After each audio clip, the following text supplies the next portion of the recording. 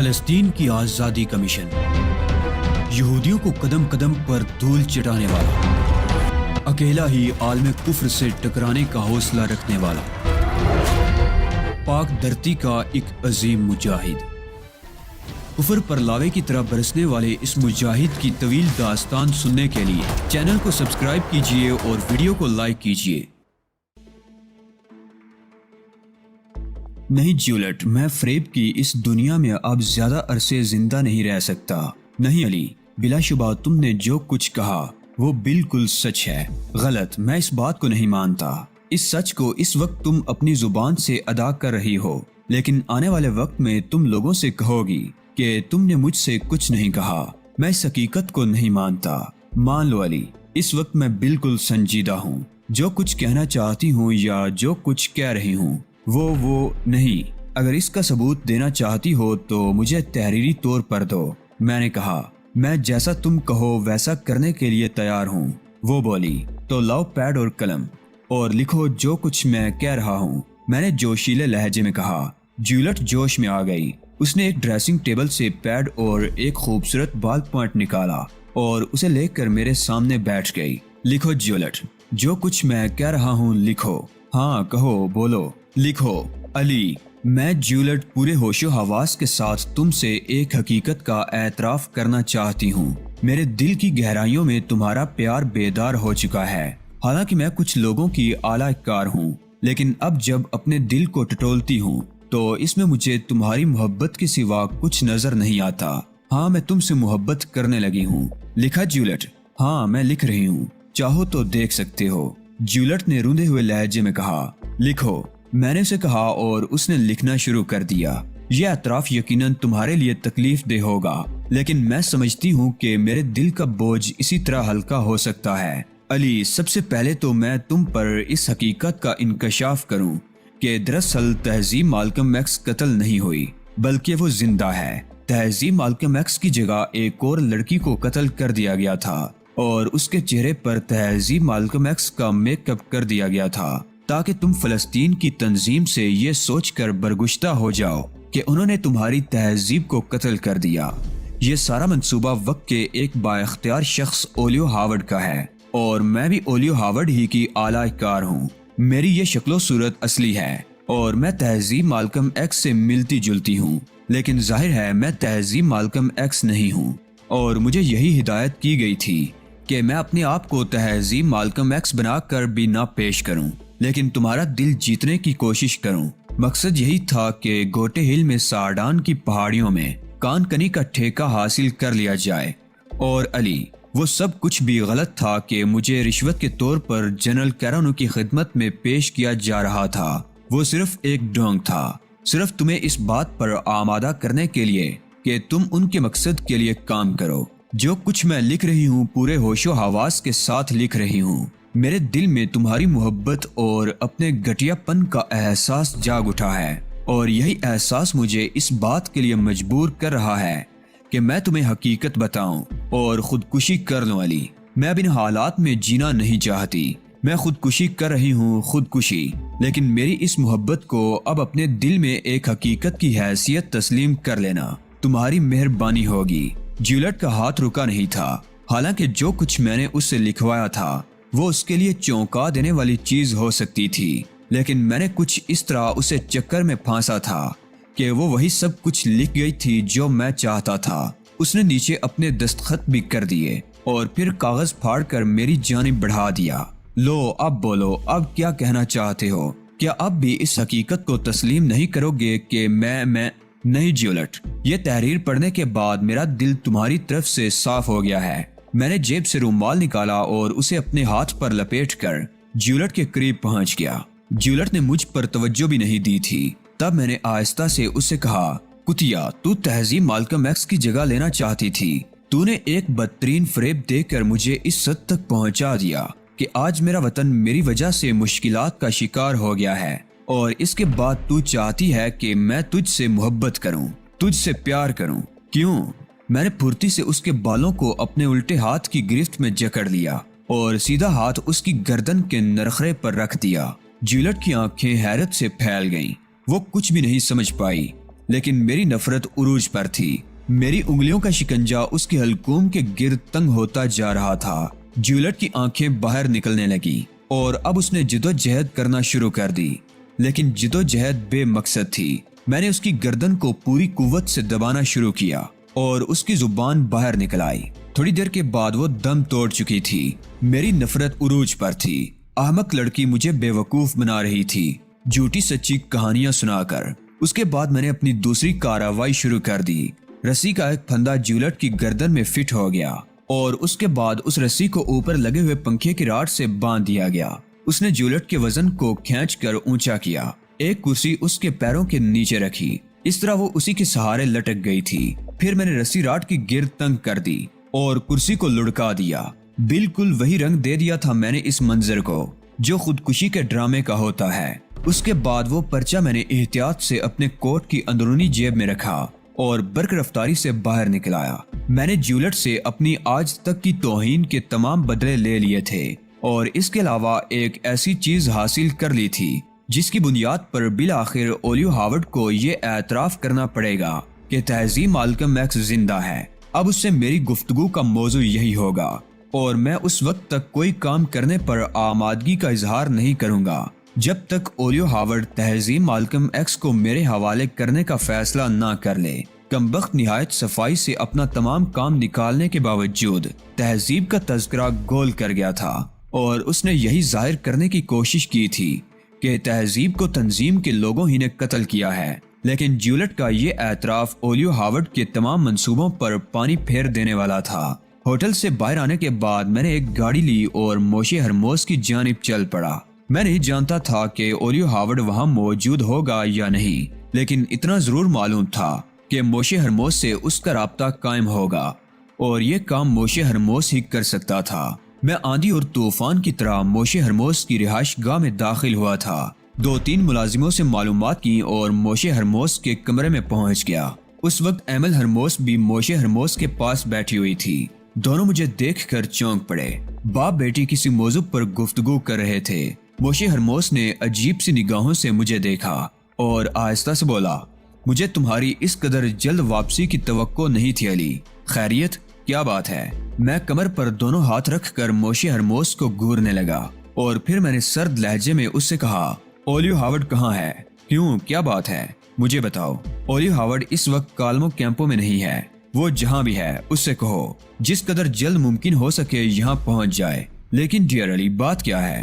Moshe ہرموز نے نرم لہجے میں کہا۔ لیکن میں نے اپنی جگہ سے جنبش نہیں کی اور وہ پرچہ نکال کر نفرت بھرے انداز میں موشے ہرموز کی جانب پھینک دیا۔ موشے ہرموز نے حیرت سے پرچے کو دیکھا۔ ایمل نے آگے بڑھ کر اسے اٹھایا اور پھر پڑھنے لگی۔ وہ پرچے کی پوری تحریر زور زور سے پڑھتی رہی اور موشے ہرموز کے چہرے پر زردی پھیلنے لگی۔ چند لمحے کے بعد جب پرچے کی تحریر ختم ہو گئی تو اس نے خشک ہونٹوں پر زبان پھیرتے ہوئے خوفزدہ سے لہجے میں پوچھا، تو کیا جیولٹ نے خودکشی کر لی؟ ہاں، اس کی لاش کمرے سے بندھے ہوئے پنکھے سے لٹکی ہوئی ہے۔ نہیں، ہرگز نہیں، ایسا نہیں ہونا چاہیے تھا۔ موشے ہرموز، ان حالات کے باوجود تم مجھ سے کسی اچھی بات کے خواہاں ہو۔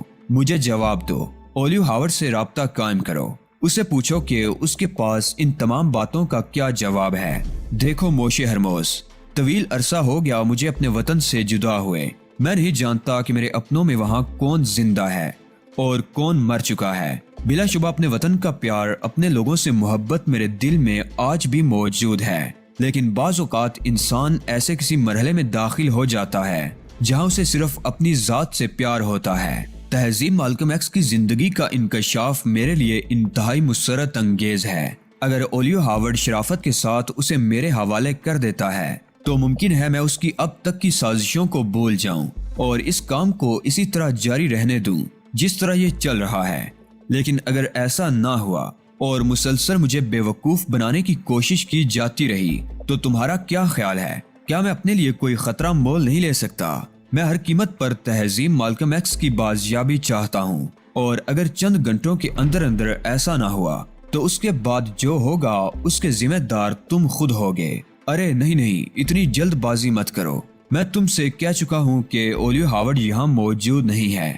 میں اس سارے مسئلے پر اس سے بات چیت کرتا ہوں لیکن پہلے اس بات کی تصدیق تو ہو جائے کہ جیولٹ نے خودکشی کی ہے یا نہیں۔ یہ جیولٹ کی تحریر تمہارے پاس موجود ہے، تم جس طرح چاہو ان تمام باتوں کی تصدیق کر لو، لیکن میں تمہیں زیادہ وقت نہیں دے سکتا۔ فوراً ابھی اسی وقت اس سلسلے میں کارروائی کرو۔ یہ ممکن نہیں ہے، موشے ہرموس نے غصیلے لہجے میں کہا۔ تو پھر جو ممکن ہوگا میں وہ کروں گا۔ میں جا رہا ہوں۔ میرا خیال ہے اب کالمو کیمپو میں رکنا میرے لیے بالکل مناسب نہیں ہے۔ مجھے گوٹے ہل پہنچنا چاہیے اور اس کے بعد جنرل ٹیرس کو تمام صورتحال سے آگاہ کر دینا چاہیے۔ اسے بتا دینا چاہیے کہ مجھے مجبور کر کے یہ تمام کارروائی کروائی گئی تھی اور گرے سٹون سے میرا کوئی ذاتی مفاد وابستہ نہیں ہے۔ سارڈان کی پہاڑیوں میں کانکنی کا تمام پروگرام کینسل کر دیا جائے اور گرے سٹون کے تمام آدمیوں کو گرفتار کر لیا جائے۔ میں یہ سب کچھ کرنے پر مجبور ہوں موشے ہرموس، اور اس بات کا یقین کر لو کہ میں جو کچھ کہہ رہا ہوں وہی کروں گا۔ لیکن اگر تم مجھے وقت نہیں دو گے تو میں کیا کر سکتا ہوں؟ میرے پاس وقت ہے ہی نہیں۔ اس بات کو اچھی طرح ذہن نشین کر لو۔ بے وقوف آدمی ہو تم۔ میں تمہارے ساتھ تعاون کرنے کے لیے تیار ہوں، لیکن تم ہوا کے گھوڑے پر سوار ہو کر آئے ہو۔ جاؤ، ٹھیک ہے، تم جو کچھ کر سکتے ہو کر لو، اور مجھ سے جو کچھ کیا جا سکتا ہے وہ میں کروں گا۔ ٹھیک ہے موشے ہرموس، ٹھیک ہے۔ ایمل، اس احمق آدمی کو سمجھاؤ، یہ بنا بنایا کھیل بگاڑ رہا ہے۔ وہ چلایا۔ مسٹر علی، در حقیقت مسٹر اولیو ہاورڈ موجود نہیں ہے، وہ کالمو کیمپو سے کہیں گئے ہوئے ہیں۔ کم از کم اس وقت تک تو انتظار کرو جب تک مسٹر اولیو ہاورڈ واپس نہ آ جائیں۔ آؤ پلیز میرے ساتھ آؤ، میں تم سے کچھ گفتگو کرنا چاہتی ہوں۔ میں نے عمل کی طرف دیکھا تو اس نے غیر محسوس طور پر اپنی بائیں آنکھ دبا دی، گویا مجھے کچھ اشارہ کر رہی تھی۔ میں نے گردن ہلاتے ہوئے کہا، ٹھیک ہے عمل، مگر تم موشے ہرموس کی بیٹی ہونے کے ساتھ ساتھ انسان بھی ہو۔ ذرا غور کرو، کسی ایسے شخص کے بارے میں جسے ان اذیتوں سے دوچار کیا گیا ہو۔ میں نے حقیقت سے واقف ہونے کے باوجود سب کچھ کیا ہے، لیکن اس کے سلے میں اگر تہذیب مالکم ایکس مجھے نہ ملی تو پھر اس کے نتائج بہت برے ہوں گے۔ تم آؤ تو صحیح، میرے ساتھ آؤ، ایمل نے کہا۔ وہ مجھے ساتھ لیے ہوئے اپنے کمرے میں واپس آ گئی۔ اس کے ہونٹوں پر دبی دبی مسکراہٹ تھی۔ اس نے تیکھی نگاہوں سے مجھے دیکھتے ہوئے کہا، تہذیب مالکم ایکس کو تم بہت زیادہ چاہتے ہو۔ سوری ایمل، یہ حقیقت ہے کہ میں اسے اپنی زندگی سے زیادہ چاہتا ہوں۔ پتہ نہیں لوگ کسی کو اتنا کیوں چاہتے ہیں۔ میرا خیال تو یہ ہے کہ چاہتوں کا تصور اس وقت تک ہونا چاہیے جب تک انسان کے لیے ایک دوسرے میں کشش رہے، کیا اس کے بعد ایک دوسرے کو بھول جانا بہتر نہیں ہوتا؟ یہ میرے نظریے کے خلاف ہے عمل، ایسا ممکن نہیں ہے۔ خیر، میں ایسے کسی نظریے پر بحث نہیں کرنا چاہتی، لیکن کیا تم واقعی انتہائی اقدام پر آمادہ ہو؟ ہاں عمل، میں اس کے لیے مجبور ہوں۔ تو پھر میری بات غور سے سنو، ابھی تمہیں ہوشیاری سے کام لینا چاہیے۔ ممکن ہے اولیو ہاورڈ اس سلسلے میں اپنے اندر لچک پیدا کر لے اور کم از کم تہذیب کو تمہارے حوالے کر دیا جائے۔ ایک بات کو ذہن میں رکھنا علی، میں تمہارے ساتھ۔ ابھی عمل نے اتنا ہی کہا تھا کہ دفعتاً دروازہ بہت زور سے کھلا اور 4-5 آدمی دندناتے ہوئے اندر گھس آئے۔ ان کے ہاتھوں میں اسٹین گنیں دبی ہوئی تھی۔ ان میں سے ایک نے غرائے ہوئے لہجے میں کہا، اپنے ہاتھ بلند کرو اور کسی قسم کی جنبش کرنے کی کوشش مت کرو، ورنہ ہمیں ہدایت ملی ہے کہ تمہارے پورے بدن کو چھلنی کر دیا جائے۔ ایمل غصیلے انداز میں کھڑی ہو گئی۔ یہ ہدایت تمہیں کس نے دی ہے؟ مس آپ کے پپا نے، آگے والے شخص نے کہا۔ یہ بے ایمانی ہے، غداری ہے، پپا کو ایسا نہیں کرنا چاہیے تھا۔ میں نے علی سے بات کی ہے۔ عقب سے موشے ہرموس کی آواز سنائی دی، بیٹے، کسی بھی یہودی کو کبھی کسی سے ایسا وعدہ نہیں کرنا چاہیے جو اسے پورا کرنا پڑے۔ تم اپنے پپا کی ہدایات بار بار بھول جاتی ہو۔ ایمل نے موشے ہرموس کی طرف دیکھا۔ ایمل دیکھتی رہی اور پھر اس کے ہونٹوں پر مسکراہٹ پھیل گئی۔ سوری پپا، میں جذباتی ہو گئی تھی، لیکن آپ نے ہی تو مجھ سے کہا تھا کہ میں علی کو سمجھاؤں۔ میں نے جتنی دیر کے لیے کہا تھا اتنی دیر ہو چکی ہے، چلو اسے لے چلو۔ موشے ہرموس نے اپنے ساتھیوں سے کہا اور وہ سب مجھ پر ٹوٹ پڑے۔ میرے لباس کی تلاشی لے کر ہر چیز نکال لی گئی اور اس کے بعد مجھے رسیوں سے جکڑ دیا گیا۔ میرا قید خانہ ایک تہہ خانہ تھا جو اس عمارت کے نچلے حصے میں واقع تھا۔ جب وہ لوگ مجھے تہہ خانے میں چھوڑ کر چلے گئے تو میں نے صورتحال پر غور کیا۔ کچھ غلطیاں مجھ سے بھی ہوئی تھی، لیکن ایمل کے بارے میں کیا کہا جا سکتا ہے؟ بہرطور کم از کم اتنا تو میں جانتا تھا کہ وہ لوگ مجھے فوراً قتل نہیں کریں گے، اور پھر ابھی تو سارڈان کا معاملہ تھا، چنانچہ انہیں صرف وقت گزارنا تھا۔ میں اپنے اس قید خانے میں تقریباً 4 گھنٹے بیٹھا رہا۔ اس کے بعد کچھ لوگ آئے اور مجھے چائے وغیرہ دے گئے۔ میرے ہاتھ رسیوں سے آزاد کر دیے گئے تھے، البتہ پاؤں بدستور کسے ہوئے تھے، لیکن جب ہاتھ آزاد ہوں تو پیروں کو باندھے رکھنا حماقت ہی ہوتی ہے۔ چنانچہ چائے پینے سے پہلے میں نے اپنے پاؤں کھول لیے تھے اور پھر اطمینان سے چائے بنا کر پینے لگا۔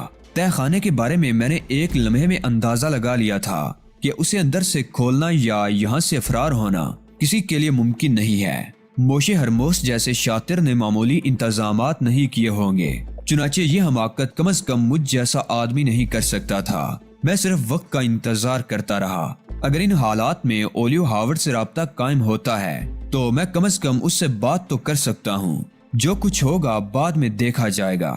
چنانچہ قید خانے میں گزرنے والا وقت میرے لیے پریشان کن نہیں تھا۔ اس وقت غالباً رات ہو چکی تھی اور شاید 2 یا 3 بجے تھے۔ میں قید خانے کے فرش پر اطمینان سے لیٹا ہوا چھت کو گور رہا تھا کہ دفعتاً قید خانے کے دروازے پر کچھ آہٹ محسوس ہوئی اور میں گردن گھما کر دیکھنے لگا۔ دروازہ کھلا، اندر آنے والی ایمل ہی تھی۔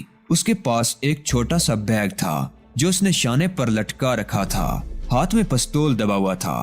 میں اسے اس انداز میں دیکھ کر چونک پڑا۔ میں نے متعجبانہ نگاہوں سے اسے دیکھا تو اس نے آنکھیں بند کر کے زور سے گردن جھٹکی۔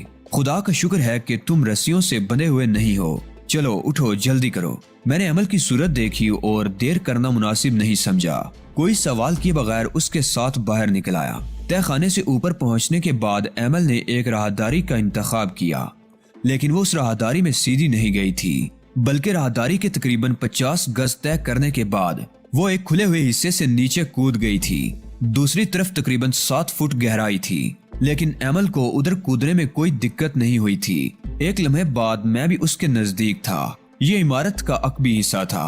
اس کے بعد ایک چھوٹا سا لان کا ٹکڑا تھا، پھر باہر نکلنے والی دیوار۔ ایمل نے پورا انتظام کر رکھا تھا۔ ہم دیوار کود کر دوسری طرف آئے تو باہر ایک چھوٹی سی جیپ کھڑی ہوئی تھی جس کی اگنیشن میں چابی لگی ہوئی تھی۔ چلو تم ڈرائیو کرو، میں ادھر ادھر نگاہ رکھتی ہوں۔ میں نے ایمل کی اس بات پر بھی کوئی تعارض نہیں کیا تھا۔ جیپ سٹارٹ ہوئی اور آگے بڑھ گئی۔ چاروں طرف ہو کا عالم طاری تھا، کوئی ذی روح نظر نہیں آ رہا تھا۔ ظاہر ہے رات کا یہ وقت لوگوں کے سونے کا وقت ہوتا ہے۔ ہم عمارت سے بہت دور نکل آئے۔ ایمل مجھے راستہ بتاتی جا رہی تھی۔ کالمو کیمپو سے مجھے تھوڑی بہت واقفیت تھی، لیکن اتنی بھی نہیں کہ میں اس کے ہر گلی کوچے سے واقف ہوتا۔ کئی موڑ کاٹنے کے بعد ایک چوراہے سے ہم بائیں سمت گھوم گئے۔ اس طرف ایک بورڈ لگا ہوا تھا، لیکن رات کی تاریکی میں مجھے وہ بورڈ صاف نظر نہیں آ سکتا تھا، لیکن ایمل کے اشارے پر ہم اسی طرف چلتے چلے گئے۔ تقریباً آدھے گھنٹے کے سفر کے بعد میں نے آبادی ختم ہوتی محسوس کی اور جیپ کی رفتار کسی قدر سست کرتے ہوئے ایمل کی جانب دیکھا۔ بالکل فکر مت کرو، جیپ میں کھانے پینے کی کافی اشیاء موجود ہیں اور اس کے علاوہ پستول وغیرہ بھی، تمہیں کوئی دقت نہیں ہوگی۔ لیکن ایمل، مجھ پر بھروسہ نہیں ہے تمہیں علی، چلتے رہو، میں کہہ رہی ہوں چلتے رہو۔ میں نے شانے ہلائے، جیپ کا فیول میٹر دیکھا، ٹینکی فل تھی، گویا ہمیں کوئی دقت پیش نہیں آ سکتی تھی۔ چنانچہ میں نے بھی سوچ بچار سے بے نیاز ہو کر جیپ کی رفتار مزید بڑھا دی۔ پکی سڑک صاف و شفاف تھی اور نہ جانے کہاں سے کہاں تک چلی جاتی تھی۔ تھوڑی دور چلنے کے بعد ہمیں ایک دوراہا ملا اور یہاں مجھے سڑک کے بارے میں اندازہ ہوا۔ اس میں سے ایک سڑک گوٹے ہل چلی جاتی تھی اور دوسری نہ جانے کہاں، لیکن یہ دوسری سڑک تقریباً 3-4 میل آگے جانے کے بعد ختم ہو گئی تھی اور اس کے بعد کچا راستہ تھا جو تھوڑے سے ڈھلان میں اتر کر جنگلوں میں جا کر گم ہو جاتا تھا۔ میں نے گہری سانس لی، ایمل کی طرف دیکھا تو ایمل نے آگے بڑھتے رہنے کا اشارہ کر دیا۔ بڑی پراسرار، بڑی عجیب، بڑی حیرت انگیز اور بے حد دلکش لڑکی تھی۔ رات کی اس تاریکی میں بھی اس کا چہرہ روشن تھا۔ میں اس کی ہدایات پر عمل کرتا رہا اور تھوڑی دیر کے بعد جیپ جنگلوں میں داخل ہو گئی۔ مجھے ان جنگلوں کے بارے میں کوئی اندازہ نہیں تھا۔ میں نے عمل سے اس سلسلے میں سوال کیا تو وہ کہنے لگی، ہاں یہ جنگلات خطرات سے پر ہیں، ظاہر ہے افریقہ کا علاقہ ہے، تم یہاں کسی بہتری کی توقع مت رکھو، بس مستعدی ہی ہمیں زندہ رکھ سکتی ہے۔ لیکن عمل، تم نے میرے لیے اپنے آپ کو خطرے میں کیوں ڈالا ہے؟ میں تم سے کہہ چکی ہوں کہ میں ایڈونچر پسند ہوں، اور یہ بھی کہہ چکی ہوں میں تم سے کہ میں نارمل نہیں ہوں۔ یقیناً میرے ذہن میں کہیں نہ کہیں کوئی خرابی موجود ہے اور یہی خرابی مجھے مجبور کرتی ہے کہ میں ایسے اقدامات کروں۔ جو کسی بھی طرح میرے لیے سود مند نہ ہو۔ تم میری طرف تو دیکھو بھی نہیں، بس جو کچھ میں کہہ رہی ہوں کرتے رہو۔ میں محتاط انداز میں جیپ چلاتا رہا۔ درختوں کے درمیان سے جیپ گزارنا خاصا مشکل کام تھا۔ کسی بھی لمحے کسی خونخوار درندے سے ملاقات ہو سکتی تھی۔ ایمل پستول سنبھالے بیٹھی ہوئی تھی۔ ہم تقریباً 2.5 گھنٹے تک جنگلوں میں سفر کرتے رہے، لیکن خدا کے فضل سے کوئی ایسا خطرناک واقعہ پیش نہیں آیا جو ہمارے لیے پریشانی کا باعث ہوتا۔ جنگل کا یہ ٹکڑا بہت زیادہ وسیع نہیں تھا۔ یہاں سے ہم ایک وسیع و عریض میدان میں نکل آئے جہاں چاروں طرف پہاڑی ٹیلے بکھرے ہوئے تھے۔